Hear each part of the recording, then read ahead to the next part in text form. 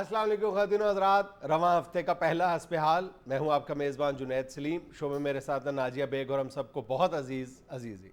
अस्सलाम वालेकुम नाजरीन।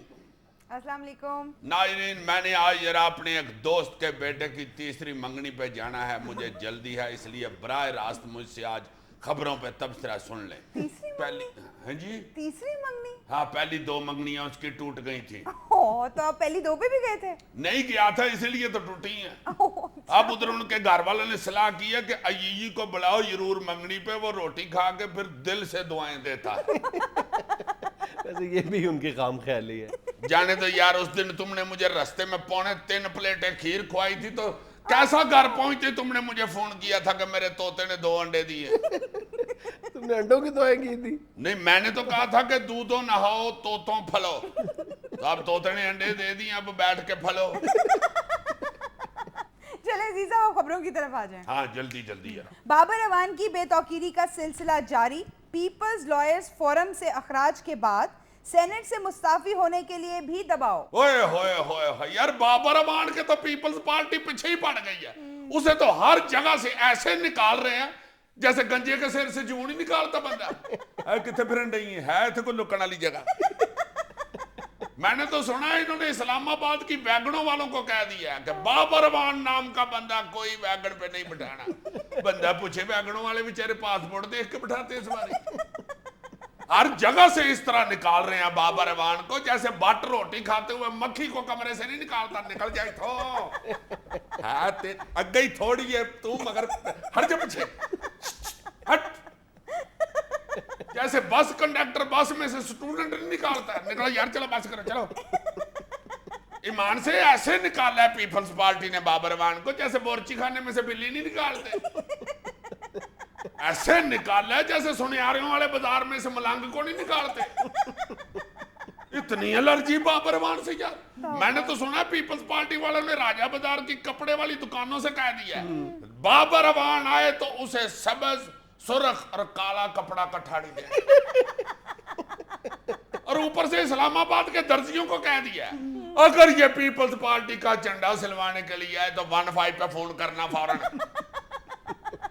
यार, बर्फ वाले गोले नहीं जो भेजते, उनको कह दिया कि बाबर अवान को गोले पे सबज सुर्ख और काला रंग नहीं डाल के देना, जब भी आए सारा पीला रंग डाल दो।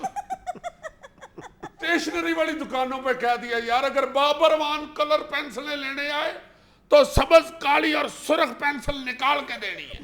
अगर बाबर अवान कहे कि पूरे रंग दो तो उसको कह दो पीपल्स पार्टी ने जो तुम्हें रंग लगाए थे ना वो आप भूल जाओ। नजदीक नहीं आने दे रहे यार बाबर अवान को। तो मैंने सुना एक दिन भेस बदल के बेचारा ईवान सदर में घुसा है मगर पकड़ा गया। कैसे? और जो मेन गेट पे सिक्योरिटी वाले थे ना, उनके साथ तो ऐसी सिंधी बोली उन्होंने घुसा दिया। उनको जाके कहने लगे, साईं नवाब शाह से आया हूँ, बड़े साईं सरकार जरदारी साईं का मैं दोस्त हूँ बचपन का, ये मेरा नाम मरवड़ा साईं है, जाने दो अंदर। उन्होंने कहा जी आओ बिस्मिल्लाह जनाब, जाए जाए। अगे घुसे ही है तो परे दो सिक्योरिटी वाले खड़े थे, उनको देख के ऐसे कर दिया। बस ऐसे किया तो अंदर से सायरन बजने शुरू हो गए, फाड़ लो की आवाजें आनी शुरू हो गई। पीपल्स पार्टी के रहनुमा एतजाज एहसन का कहना है कि मीडिया ने सुप्रीम कोर्ट को फंसा दिया है, अब जजेस टीवी टिकट्स के मुताबिक फैसले करते हैं। एतजाज हसन साहब की मोहब्बत में गिरफ्तार हम जैसे लोगों का एक अजीब अलमिया है कि जिस तरह वक्त गुजरता जा रहा है उनकी वकालत करना या उनके मौक़िफ़ को डिफेंड करना बदतरीज मुश्किल से मुश्किल तर होता चला जा रहा है। अब एतजाज हसन साहब जो है वो मीडिया से शाकी नज़र आ रहे हैं। कोई एतजाज हसन साहब से पूछ सकता है ना कि हजूर वाला, जिस मीडिया से आप शाकी हैं, जिससे आप शिकायत कर रहे हैं, ये वही मीडिया है जिसके सामने आप हर तारीख के बाद आके 1-1 घंटे 1.5 घंटे के दलाइल देते हैं। हालांकि तमाम वो दलाइल हैं जो आपको अदालत के अंदर देने चाहिए। अदालत से तो आप सिर्फ तारीख लेके बाहर आ जाते हैं। बिल्कुल है। तो एतजाज हसन साहब तो टीवी की स्क्रीन पे ईमान से इतना नजर आते हैं, नमान जाज नहीं टीवी पे इतना नजर आता है। हालांकि नमान जाज प्यो का पार्ट भी कर रहा है, पुत्र का पार्ट भी कर रहा है, पोतरे का पार्ट भी कर रहा है, हीरो भी आ रहा है, विलन भी आ रहा है, नौकर भी बन जाता है, मालिक भी बना होता है। बल्कि मैंने तो सुना है कि एक बंदे ने उसे हीरो कास्ट किया तो उसे कहता है कि भाई जी अगर डबल पेमेंट दो ना तो मैं हीरोइन का पार्ट भी कर देता। अल्लाह माफ करे, बड़ा पैसे का यार है नमान जाज। हाय हाय हाय हाय। एक दफा उसके बेटे ने कहा कि पापा मेरे टीचर आपको स्कूल बुला रहे हैं। कहता पहले अपने टीचर से कहो कि पैसे कितने देंगे। उसने कहा पापा उन्होंने आपको चीफ गेस्ट नहीं बुलाना, मेरी शिकायतें करने के लिए बुलाना है। आगे से फिर कहता है नहीं वो तो ठीक है मगर पैसे तो पूछो ना मुझसे। ऐसा प्रोफेशनल बंदा है नमान इजाद। लो मैं तुम्हें तारीख नमानी का एक सच्चा वाकया सुनाता हूँ। एक प्रोड्यूसर से फुल पेमेंट ले बैठा, उसकी शूटिंग पे पहुंचा, उन्होंने कहा भाई जी कैंसिल हो गई है शूटिंग, हम ड्रामा नहीं बना रहे, पैसे वापस कर दे। उसे कहता है पैसे नहीं वापस करने मैं आ गया हूँ, मुझसे काम कराओ, बेशक को घर का काम करा लो, मैंने पैसे नहीं देने वापस। लेकिन आर्टिस्ट बड़ा कमाल है, वाह वाह वाह वाह। एक दिन कबिलरी ग्राउंड खड़ा था मार्केट में, ऊपर से तबलीगी जमात वाले आ गए। उन्होंने आके कहा जनाब नुमान इजाज साहब हमारे साथ सह रोजा लगाए। कहता जी बिल्कुल ठीक है, मैं 3 दिन का 3 लाख रुपया लेता हूँ। आर्टिस्ट बड़ा कमाल है, एमएडी उसे प्राइड ऑफ परफॉर्मेंस मिला। हुए तुम दोस्त जिसके। Nomi I love you. Punjab हुकूमत ने ख्वाजा सराओं को सरकारी मुलाजमतें देने का नोटिफिकेशन जारी कर दिया। हाय दफ्तर लान दे खड़ाक बड़े होणगे, मजे ते माई हुण आणगे, हाय मजे ते माया हुण आणगे। सदके जावां सरकारी नौकरियां, सरकारी गड्डियां, सरकारी रिहायशां ते सरकारी मुलाजम। हाय जदों गनमैन पिछे पिछे बंदूकां वजांदे आउणगे ते की अफसर जाणगे। हाय ओए बड़ा इस मुआशरे ने सानू धुप्पे नचाया, हुण दफ्तर भी धुप्पे ही लगणगे। करो ऐसी पखे बंद ते कड्डो मेज़ां कुर्सियां बाहर। आए नी परवीन नी सलमा नी मीरा नी कड्डो नी मेज़ां कुर्सियां बाहर ते चुको स्टैंडों दे अगों कंप्यूटर ते रखो इहदे अगे ढोलकी। चल वे 3 ताल च लैटर टैप कर, टिक टिक टिक टिक टिक टिक टिक टिक टिक टिक। हाय वे उतरिया एमरजेंसी लैटर है, ए ले रख जिंग चिक चिक जिंग जिंग जिंग जिंग चिक चिक। ना मरादा तू लैटर टैप कर दे, मजे लैन लग पे। उतरिया हेड ऑफिस लैटर लिखना, लिख टू माई दिलबर जानी, बुलियां ते प्यार कहानी, सावा विच आया है तूफान।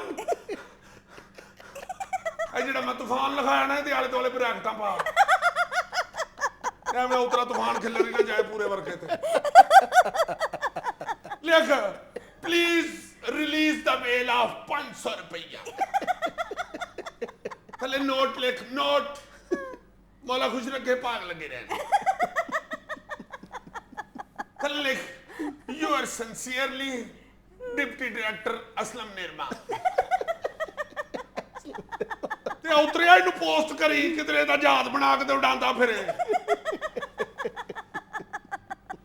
नाज़रीन यहाँ पे लेना एक छोटा सा वक्फा, हमारे साथ रहिएगा।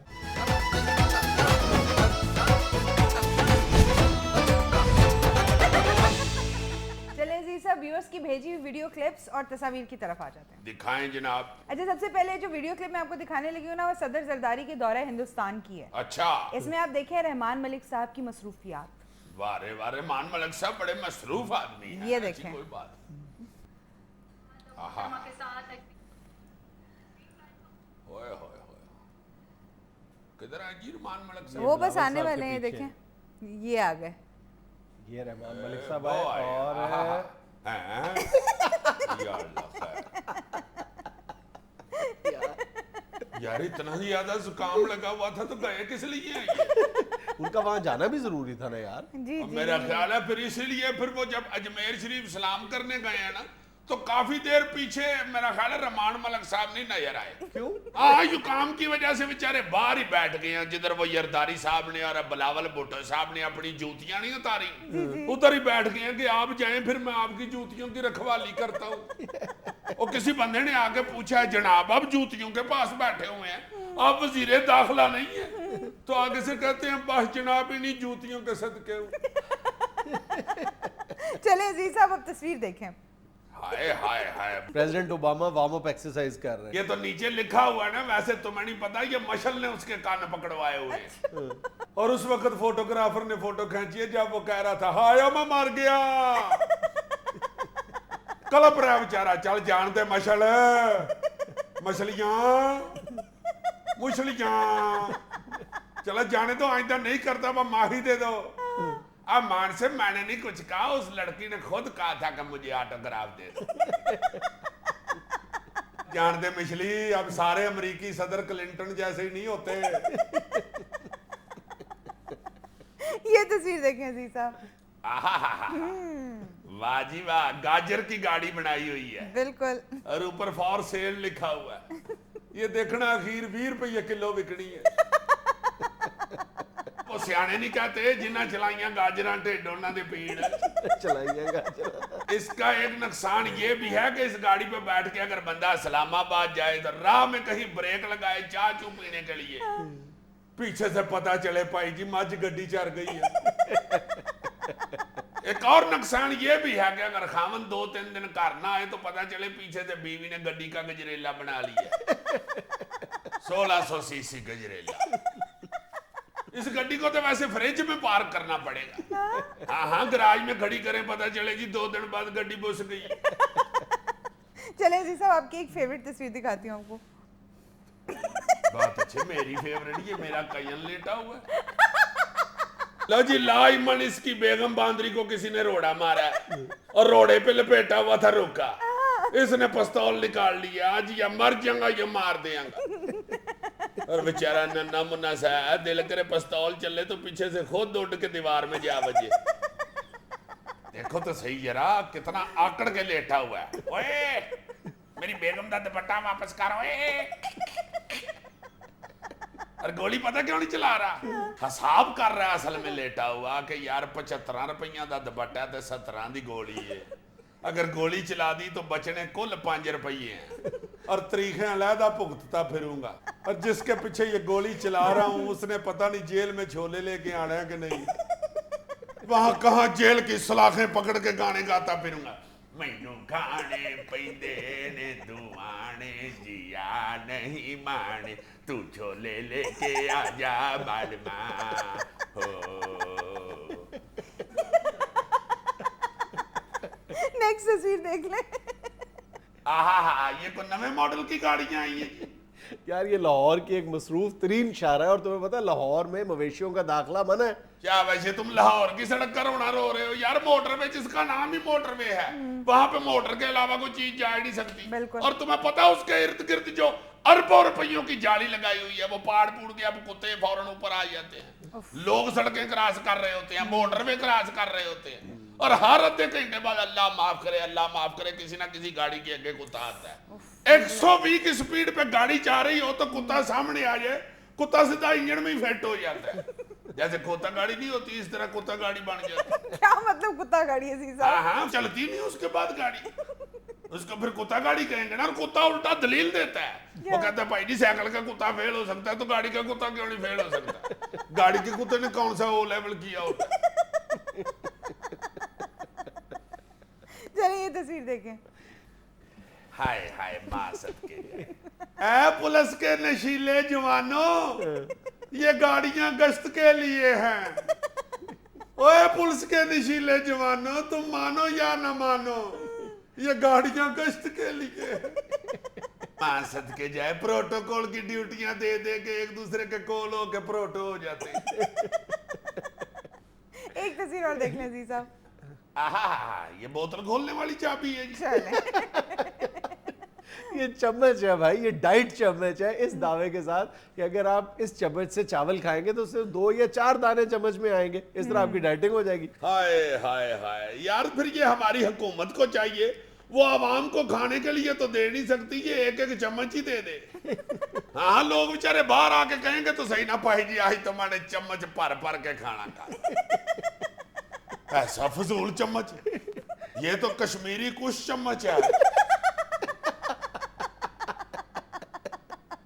क्या मतलब? हाँ, बट बेचारा इस चम्मच के साथ रोटी खाएगा तो क्या होगा? चौथे पंजवें दिन उसके मैदे से ये चम्मच ही मिलना है, आके के बेचारा चमचे ही खा जाएगा। वक्त होता है एक छोटी सी कमर्शियल ब्रेक का, हमारे साथ रहिएगा।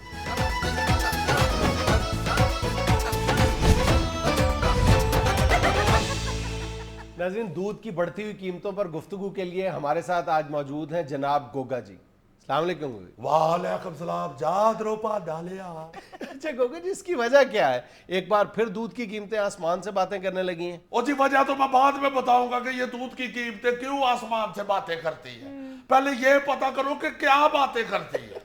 वो मैं छोटा सा था जब मेरे दादा अबू की भैंसें हुआ करती थी, और बोरी भैंस तो दादा अबू की पूरे इलाके में मशहूर थी। उस वक्त से मैं सुनता आ रहा हूँ कि ये कीमतें आसमान से बातें कर रही है। ओ यार, पता तो करो ये कौन सी बात है जो इतनी बार गई है, या कौन सा उनको इतना सस्ता पैकेज मिल गया मोबाइल का जो बात खत्म ही नहीं कर रही है। और कुछ नहीं तो जो चल पे माई चरखे वाली बैठी हुई है उससे ही पूछ ले यार, फुफो ये क्या बातें कर रही है जो खत्म ही नहीं हो। गोगा जी, मुझे आज एक बात बताएं, ये जब भी पेट्रोल की कीमतों में 2, 3, 4 रुपए का इजाफा होता है, उसके साथ ही आप दूध की कीमतों में 10 से 15 रुपए का इजाफा किस बुनियाद पे कर देते हैं? और ये बुनियाद पे मैं बाद में बात करूंगा, जहां जाके पा डालिया। और ये दूध और पेट्रोल का मुकाबला ही क्या है। पेट्रोल को पैदा हुए जुम्मा 4 दिन हुए हैं और 103 रुपए लीटर, और दूध जो असलों से है वो सिर्फ 74। हाथ हो गई है। पेट्रोल की शक्ल वजह क्या है, एवं बिला वजह 103 रुपए लीटर, और दूध चिट्टा गोरा अंग्रेज और बेचारा 74 रुपये किलो। और वैसे तो गोरे की पूरी दुनिया में बड़ी इज्जत है, बड़ी आबरू है, और दूध जो सबसे ज्यादा गोरा है उसकी वैल्यू ही कोई नहीं। और पेट्रोल निरा पतला पानी और 103 रुपये लीटर, दूध शहद की तरह गाढ़ा और सिर्फ 74। मुकाबला क्या है पेट्रोल और दूध का? पेट्रोल पति बना सकते हो? लो चलो चीनी और केले मैं तुम्हें देता हूँ, डीजल शेक बना के दिखाओ। ओ मोबलैल की खीर बना के दिखाओ मुझे। और चलो और कुछ नहीं तो मिट्टी के तेल का दही जमा के दिखा दो। वो किस बात का 103 रुपये लीटर है? दूध बेचारा कल्ली जान और 36 काम और सिर्फ 74 रुपये। किस वजह से पेट्रोल की कीमत 103 रुपए लीटर है? पेट्रोल की टैंकी को चारा डालते हैं, गुतावा करते हैं, तो पेछावे करते हैं। ओए भाई 103 रुपए लीटर। और दूध की टैंकी को तो चारा भी डालते हैं, गुतावा भी करते हैं, तो पेछावे भी करते हैं, नुआ के उसके सींगों के ऊपर तेल भी बनते हैं, और सिर्फ 74 रुपये।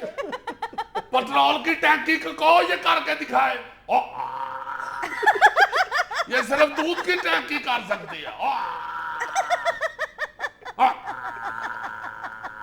और दूध की टैंकी आपको दूध भी देती है, साजो आवाज भी सुनाती है, उसके आगे बीन बजाए तो परवाह भी नहीं करती, फिर खजल हो रही है। और दूध तो खुराक के अलावा भी 36 जगह गुफ्तगू में आपके काम आता है। जाओ किसी बच्चे को कहो पेट्रोल के दांत निकाल के दिखाए, ना दूध के दांत ही निकालेगा। जाओ किसी सियाने को कहो पेट्रोल का पेट्रोल और पानी का पानी करके दिखाए, कभी नहीं। वो दूध का दूध और पानी का पानी करेगा। ये आपने दूध की वैल्यू नहीं समझी, इसलिए हमने अब पानी का पानी और पानी का पानी करना शुरू कर दिया। और तो और पेट्रोल का काम है जलाना, मगर ना दूध का जला छाछ भी फूंक फूंक कर पीता है। हाय हाय हाय, जा जाके अदरों पा डालिया। गोगा जी, इंतहाई फजूल दलाइल आप देते जा रहे हैं। आपको पता है आज कराची शहर की गलियों में दूध 74 रुपए से तजावज करने के बाद लोग किस कदर परेशान है बेचारे। अभी और हो गए परेशान, यही तो मैं कह रहा हूँ, अब मेरे ग्वाले नहीं है, वही अब हकूक दूध के रखवाले भी हैं। अभी तो हम करेंगे एहतजाज, जब अपने शारा दस्तूर पे खड़े होकर नारे लगाए और 1.5-2 लाख भैंस ने नारे का जवाब दिया, और मत मारी जाएगी हुकूमत की। हमारे मुतालबात, हमारे हकूक, दूध की कीमत, समझ नहीं आएगी गवर्नमेंट को कि हमने करना क्या है। मैं तो उस बात से डर रहा हूं कि जब मुज़ाकरात के लिए मिनिस्टर आएंगे हमारे जुलूस में, हाय हाय हाय, जरा सोचो क्या मजा आएगा जब डॉक्टर फरदौस शकवान साहबा हुकूमत की तरफ से भैंसों के साथ मुज़ाकरात के लिए आएगी, और भैंसों ने जब छठवीं पूछल मारी तो डॉक्टर साहबा ने आगे से कलप उठ रहा नहीं पैना, मैं तो तुहाडे नाल गल करन आई सा, तुसीं मेरे नाल ही लड़ पईए। और मजे की बात यह है कि भैंसों पे तो दफा 44 भी नहीं लगती। और अगर हुकूमत ने लगा दी फिर तो कर ले गिरफ्तार। जब दूसरे दिन सारे मुल्क के SHO सवेरे सवेरे 2 लाख मुलजमों के लिए तूड़ी में वंडा मिक्स करेंगे तो लग पता जाएगा।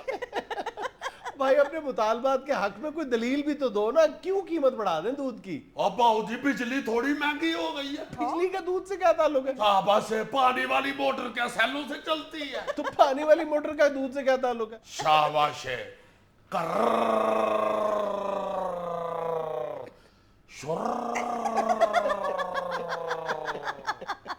वही दूध में पानी जरूर मिक्स करना है। वो तो और क्या बीबी जी, ये जिम्मेदारी भी हमारी होती है।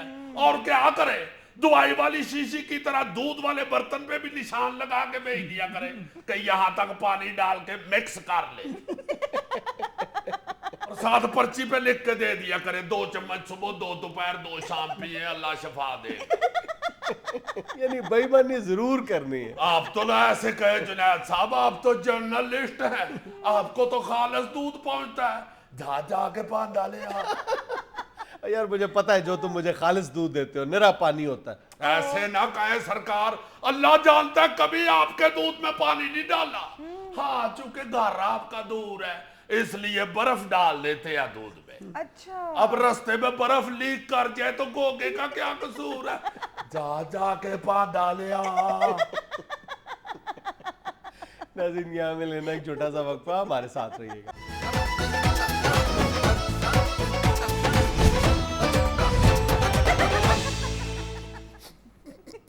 क्या हो गया यार? ये जो इंग्लैंड में पाकिस्तानी नयाद लॉर्ड नजीर साहब हैं यार, उन्होंने कमाल की बात की। हाय हाय हाय हाय, मुझे तो मजा आ गया। वो आजकल इधर आए हुए हैं पाकिस्तान, और पंजाब यूनिवर्सिटी में किसी फंक्शन में खिताब किया उन्होंने कहा कि ये जो अमेरिका बहादुर हमारे लोगों के सरों की कीमतें लगाता फिरता है, वो कहते हैं कि ये जो इंग्लैंड का वजीर आज़म है और ये जो अमेरिका का वजीर आज़म है, जो वॉर ऑन टेरर के नाम पे कई मुसलमानों का कत्लेआम कर चुका है, ऑफर देता हूं मैं, इन दोनों के सरों की कीमत लगाता हूं $10 लाख। हमें पेश किया जाए इन दोनों को, मैं $10 लाख दूंगा। यार वैसे वो $10 लाख कहां से देंगे? उन्होंने कहा मैं खुद जमा करूंगा। नहीं कर लेंगे इकट्ठा, शक्ल वजह से भी वो पहलवान लगते हैं और पहलवान हैं भी, जो इस तरह की बात कर रहे हैं पहलवान ही है ना। उन्होंने 10 लाख शर्त लगा के किसी अंग्रेज के साथ दंगल रख लेना है और उसे पहले ही कह देना है, जीतूं तो तुझे पाऊं, हारूं तो पिया तेरी, ले और 10 लाख। हारते नहीं है, बड़े इंटेलिजेंट आदमी है वो। और तुम ये देखो कि ये बयान बज़ाहिर बड़ा जोशीला और जज्बाती बयान है, ये कोई नीम खानदा मौलवी ये बात नहीं कह रहा। बरतानवी हाउस ऑफ लॉर्ड्स के जो ताहयात रुकन है लॉर्ड नजीर, वो ये बात कर रहे हैं, तो कुछ ना कुछ तो इसके माने होंगे ना। ऐसे वैसे मैं नहीं यार, उन्होंने देखो एक फिक्र में अमेरिका और इंग्लैंड की पूरी चालाकी खोल के रख दी है, जैसे कोई सियाना मिस्त्री फटाफट इंजन नहीं खोल के रख देता। यार कैसी कैसी उन्होंने बात किया। उन्होंने कहा जी कि ये जो ओबामा है ना, ये इंतखाबात में फतह हासिल करने के लिए ईरान पे हमला कर सकता है, मगर ये जंग जीती नहीं जा सकती। और यार उन्होंने ये भी कहा कि अगर ये अमेरिका ईरान की एटमी टेक्नोलॉजी के हसूल के खिलाफ है तो फिर इसराइल से भी बात करें, उसको भी कहे कि खत्म कर रही है। इसराइल उसका फूफी का सबसे बड़ा पुत्र है। यूरोप में बैठ के एक मतलब हाउस ऑफ लॉर्ड्स का मेंबर इस तरह की बात कर रहा है, ये बड़ी काबिल तारीफ है। मतलब कुछ ना कुछ अगर किसी के पास सब्सटेंस हो, दलील हो, तो यूरोप में बैठ के ये बात की जा सकती है ना। बिल्कुल बिल्कुल यार, अमेरिका और इंग्लैंड को जलील करने के लिए दलील बहुत जरूरी होती है। यार अगर आप दलील दे भी ना तो भी वो जलील नहीं होते। यू मीन टेठे। तुम देखो ना, हम जब भी किसी की पॉलिसीज पे, किसी मुल्क की पॉलिसी पे तनकीद करते हैं, फौरी तौर पर बाहर से तो तुम छोड़ो, अंदर से ही हमारे दोस्त ही कहना शुरू कर देते हैं जनाब आप जज्बातियत का शिकार हैं बहुत ज्यादा। मुझे समझ नहीं आता कि अमरीकी मजालिम पर बात करना, मजलूम किसी भी मजलूम कौम के हक में बात करना, या जज्बातियत कहाँ से आ जाती है? और यार ये तो तुम बाहर की बातें कर रहे हो ना, हमारे अंदर यार प्रोग्राम की बात कर लो। कई बंदे मिलते हैं, भाई जी हसबे आले आप, अच्छा अच्छा अच्छा, वैसे आप नून लीग से मेरा ख्याल है पैसे पकड़ बैठे हुए, आप उनकी बात नहीं करते। जरा सा आगे जाए दूसरा बंदा टकर जाता है, भाई जी आपने पीपल पार्टी से पैसे पकड़े हुए। उससे थोड़ा सा आगे जाए तो कहते हैं खैर है प्रोग्राम में इमरान खान को ही खुश करते रहते हो। तुम एक बड़ी दिलचस्प बात बताओ, तुम्हारी जान तो छुटी हुई है ना फेसबुक के अजाब से, तुम तो देखते नहीं हो क्या हो रहा है। नहीं, मैं तो फेस देख के अंदाजा लगा लेता हूँ बंदा किस तरह का। मैंने अभी 2-3 दिन पहले फेसबुक पे अपने व्यूअर्स से क्वेश्चन किया था कि मुझे अपनी ऑनेस्ट ओपिनियन दें कि क्या आपको हस्बे हाल देखते हुए जानिबदारी का एहसास होता है। तुम यकीन करो कि अल्हम्दुलिल्लाह ये बहुत बड़ा क्रेडिट है हमारे लिए, किसी भी शो के लिए बहुत बड़ा क्रेडिट है कि ऑलमोस्ट 85, अगर मैं मुतात अंदाज में कहूँ तो 85 या 90% लोगों ने कहा है कि नहीं ऐसी कोई बात नहीं है। लेकिन वो जो बाकी 10% होते हैं वो इतने वोकल होते हैं, इतना ज़्यादा शोर मचा देते हैं कि आप जो है बात करते हुए घबराने लगते हैं। और उसमें भी जो बाकी 10% कमेंट्स हैं वो बड़े दिलचस्प है। कई लोगों ने यहाँ तक कहा है कि आप पीपल्स पार्टी के लिए इतने सॉफ्ट क्यों हैं। और कई लोगों ने कहा है कि जनाब आप नून लीग के लिए बहुत सॉफ्ट हैं। कई लोगों ने कहा है कि जनाब आप इमरान खान की तारीफों में यानी उनके कलाबे मिलाना शुरू कर देते हैं। और यानी दोनों तरह की आ रहा है बाकी 10% में। लेकिन ये मेरा ख्याल है कि बहुत इत्मीनान का बायस है हमारे लिए कि 85 या 90% लोगों ने कहा है कि नहीं आपका शो जो है बिल्कुल गैर जानिबदार है। हालांकि ज़ाती तौर पर मैं कोई गैर जानिबदारी को अपने लिए बहुत बड़ा मेडल नहीं समझता। मैं ये समझता हूँ कि कई ऐसे मौके होते हैं जब जानिबदारी का मुजाहरा जो है वो हम पर फर्ज हो जाता है। मैं तो अक्सर कहता हूँ कि हम पाकिस्तान के लिए जानिबदार हैं, हम अपनी जो रिवायात हैं, अपनी जो हमारी वैल्यूज हैं, जो जिनको हम मशरकी अक़दार कहते हैं, उनके लिए हम बिल्कुल जानिबदार हैं। हाँ, मुल्क के लिए जो अच्छा है उसकी बात करो, उस तरह की बात करो जो मुल्क की बेहतरी के लिए है। दूसरी बात करके तो हमें इस वक्त छितर खाने वाली बात है। अच्छा, कई लोगों ने ये बड़े हकीकत पसंदाना कमेंट्स किए हैं कि अजीजी जुर्रतमंदी के साथ बात करते हुए डरता है। इसकी क्या वजह है? क्या कहा? जुर्रतमंदी के साथ बात करते हुए डरता है। किस तरह जुर्रतमंदी की बात करूं? तुम कोई तबसरा का तो ऊपर से पहले दिलाते ही मारूं, फिर बैठ के तो तबसरा करो। हाँ जी, बात ये है। यार मेरी बात, व्यूअर्स की राय का एहतराम करना चाहिए, अपनी तबसराबाजी ना शुरू कर दो। कई लोगों ने मुर्शद के नाम पर जो तुम धमाल डालते हो उस पर भी लोगों ने एतराज किया। मुर्शद के जाओ, या फिर मुर्शद वही की तुम्हारी बात धमाल पर डाल एतराज करते हैं। तुम ये कहो कि मुर्शद की धमाल डालता हूँ, मगर मुर्शद के मुतल्लक को बात हो तो वो करते हुए कभी डरता हूँ। फिर बताओ। ये तो है। अब व्यूअर्स को ये बताना पड़ेगा कि धमाल डालना इसका शौक है और खबर पर तबसरा करना इसका फर्ज है। कई व्यूअर्स जो है वो तुम्हारी धमाल को नहीं समझते। बस यार मैं क्या करूं? हालांकि धमाल एक प्रोटोकॉल होता है। जैसे कोई बड़ा बंदा जा रहा तो उसके आगे प्रोटोकॉल वाले जा रहे होते हैं ना,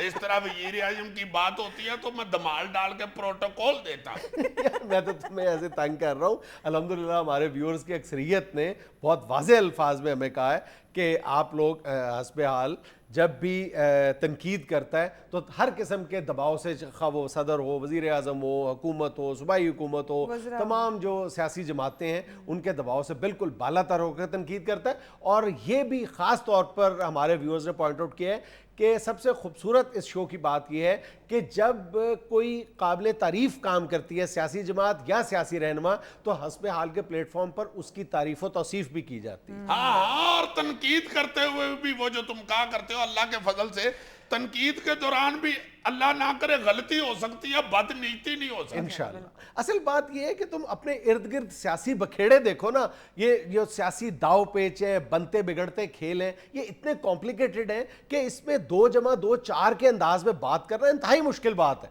हाय हाय हाय हाय यार, मुझे याद आया, वो शुक्र है वो सियाचिन का जो हादसा हुआ उस हवाले से कोई थोड़ी सी इत्मीनान बख्श खबर सुनने को आई है कि वो जहां पे वो बेचारे फौजी जवान दबे हुए हैं बर्फ के नीचे, वहां से अब चंद फुट तक का फासला रह गया। रेस्क्यू वर्कर्स वहां तक ऑलमोस्ट पहुंच गए। अब दुआ ये करनी चाहिए कि अल्लाह ताला कोई मोजज़ा दिखाए और वहां पर हमारे जो भाई हैं वो जिंदा मिल जाए। ईमान से पाज जुनैद, मेरा तो उस दिन से दिल कर रहा है कि बस पकड़ू तो वहां पहुंच जाऊं, वहां जाके बेशक मैं कुछ ना कर सकूं, वहां उनके सराहने खड़ा हो जाऊं। बस पकड़ के तुम पहुंच नहीं सकते ना, वहां पर वो पहुंच सकते हैं जिनके पहुंचने से वहां जो हमारे पाक फौज के जो रेस्क्यू वर्कर्स हैं काम कर रहे हैं उनके मोरल पर अच्छा असर पड़ सकता है। और मेरा ख्याल है कि उन लोगों को पहुंचना चाहिए। तुम्हें पता है सबसे पहले सियाचिन के महाज पर कौन सरबराह मुमलिकत पहुंची थी?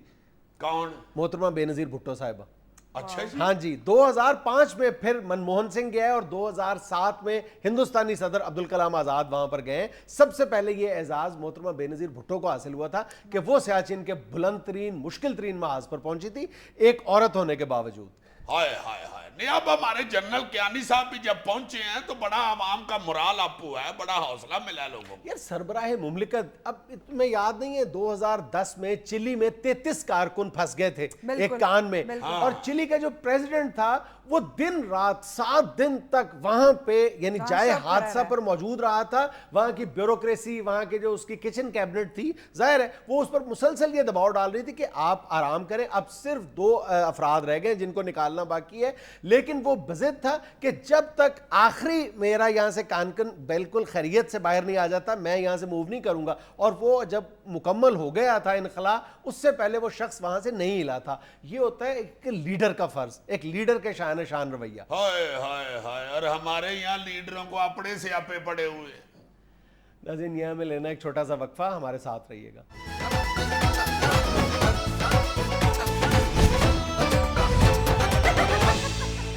अच्छा हजूर, आज लम्हे फिक्रिया में हमारा मौजू है हमारे यहाँ हिंदी अल्फाज का बढ़ता हुआ इस्तेमाल।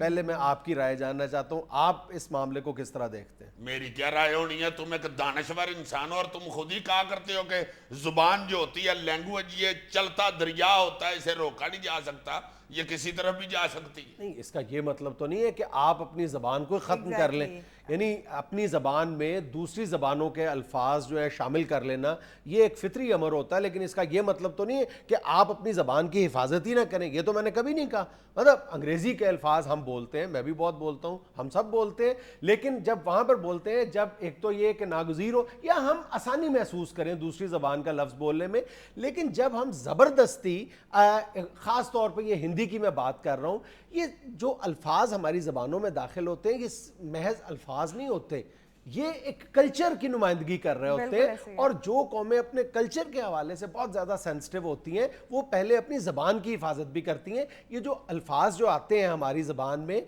ये यानी एक कई तरह के लिबादे ओढ़े हुए होते हैं लफ्ज़। मैं तुम्हें एक बात बताता हूँ, तुम ज़रा गौर करो कि अब ये जो हिंदी ज़बान का इस्तेमाल है, ये हमारे घरों में कहाँ से दाखिल हो रहा है? सबसे ज़्यादा हम ये समझते हैं कि जो इंडियन मूवीज़ हम देखते हैं वो सबसे बड़ा सोर्स है। मैं उससे भी ज़्यादा बड़ा सोर्स समझता हूँ ये जो कार्टून नेटवर्क है, ये जो बच्चों के, छोटे बच्चों के जो चैनल्स हैं 2-3, ये ज़्यादातर ये हैं हिंदी ज़बान में। अंग्रेजी में चलते हैं, अगर ट्रांसलेट हुए हुए हमें दिखाए जाते हैं बच्चों को, तो वो हिंदी में होता है। मैंने अभी 2-4 दिन पहले एक छोटी सी बच्ची को, अपने एक अजीज की बेटी को गुफ्तगू करते हुए सुना, बड़े एतमाद के साथ सारे हिंदी अल्फाज बोल, कह रही थी अंकल मेरे अंदर बड़ी शक्ति आ गई है। मैंने कहा ये तुम शक्ति आ गई क्या मतलब? वो उसकी माँ बताने लगी कि ये इसका शाखसाना है, ये जो सारा दिन टीवी के सामने बैठकर कार्टून नेटवर्क देखती रहती है। हाँ, कार्टून तो सारे हिंदी में है। मुझे तो डर लगता है कि पिंक पैंथर का नाम कहीं पिंक कुमार न रख दे। और हो क्या रहा है, मतलब बज़ाहिर ये हिंदी के अल्फाज ही हैं, लेकिन खेल क्या खेला जा रहा है कि जो हिंदुआना रस्मो रिवाज है, जो वहाँ के मजहबी अकायद हैं, वो गैर महसूस तरीके से हमारे माशरे में दाखिल हो रहे हैं। और हम इस यानी ये जो चलन है इससे बिल्कुल बेखबर है, हम इसके मुज़मरात से आगाह नहीं है। हम आसानी है, माओं के लिए आसानी है कि बच्चे रो रहे हैं, खामोशी के साथ उनको टीवी ऑन कर दिया, वो घंटों बैठ के। अब वो जो टीवी है वो छोटे मासूम नन्हे मुन्ने ज़हनों पर क्या असरात मुरतब कर रहा है, माएँ इस बात से आगाह नहीं है। वो चंद मिनट की आसानी के लिए, अपनी आसानी के लिए बच्चों का जो है मुस्तकबिल या उनकी जो सोच है उसको किस कदर आलूदा कर रही हैं, उनको पता ही नहीं।